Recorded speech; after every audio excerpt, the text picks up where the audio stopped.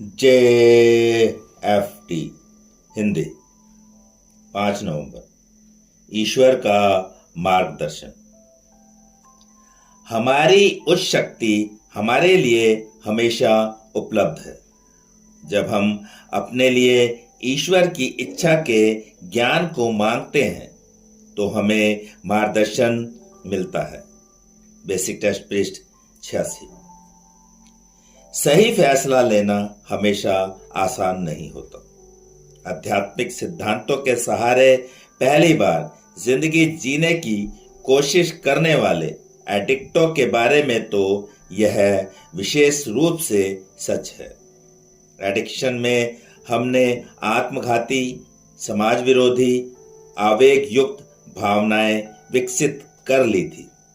अब उलझने बढ़ी तब हमने अपने उन नकारात्मक आवेगों से संकेत ग्रहण किया। हमारी बीमारी ने हमें सही निर्णय लेने के लिए हमें तैयार नहीं किया। आज जिस दिशा निर्देश की हमें जरूरत है उसे हम अपनी उच्च शक्ति से मांगते हैं। हम ठहर जाते हैं, प्रार्थना करते हैं और चुपचाप हम मार्गदर्शन पाने के लिए अपने अंतर्मन की आवाज को सुनते हैं। हमें अब यह विश्वास हो गया है कि हम अपने से बड़ी एक शक्ति पर निर्भर हो सकते हैं।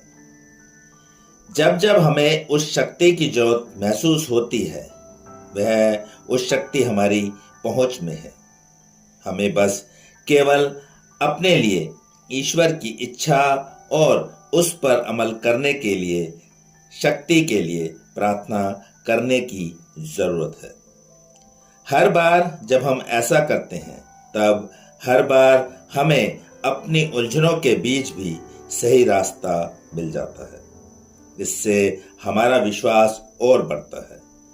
जितना हम अपनी उस शक्ति पर भरोसा करने लगते हैं उससे दिशा ज्ञान पाना उतना ही आसान हो जाता है। हमने उस शक्ति को पा लिया है जिससे हम अपने एडिक्शन के दिनों में वंचित थे। वह शक्ति जो अब हमें हर वक्त उपलब्ध है। हमें पूरी तरह जीने और आध्यात्मिक रूप से विकसित होने के लिए दिशा हमें चाहिए। उसे पाने के लिए बस इतना ही करना है कि हम अपनी समझ के ईश्वर से बराबर संपर्क बनाए रखें। सिर्फ आज के दिन मेरी उस शक्ति मेरे अंतर्मन में छुपी हुई एक ऐसी आध्यात्मिक दिशा बोध शक्ति का स्रोत है जिससे मैं हमेशा मार्गदर्शन पा सकता हूँ। जब कभी आज मुझे दिशा का ज्ञान नहीं होगा तो मैं अपनी उस शक्ति से उसकी इच्छा जानने की प्रार्थना करूंगा।